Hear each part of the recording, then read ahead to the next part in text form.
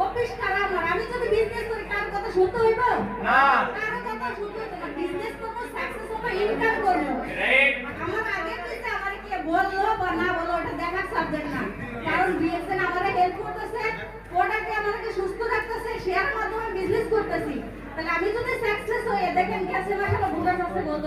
2650 dirham আমি 6 মাস রাস্তা রাস্তায় ঘুরছি কাজের জন্য আর 1 বছর দিয়েছিল সময় দিছি এখন আমার যে ইনকাম আছে তাহলে আমি যদি ইনকাম আর কাজ না করে দুবাই চলা আমার কিন্তু সম্ভব আছে কারণ বাংলাদেশে গেলেও কিন্তু এই ইনকাম আমার থাকবো রাইট তারপরে মনে করেন তারপরে আমি কি ডিএসএল দিতে ছাড়া দিতেছি না আমি আরো টিম শক্ত করতেছি আপনারা সবাই জানেন কালকে আবুধাবিতে প্রোগ্রাম আসছিল এত একটা গরম ওখানে এসিটাও ছিল না কারণ যারা ডিএসএল বিজনেস করে গরমটা সহ্য করে কিন্তু ওখানে বসছিল কারণ কি ডিএসএল থেকে সাকসেস হওয়ার জন্য আমরা যে প্রোগ্রাম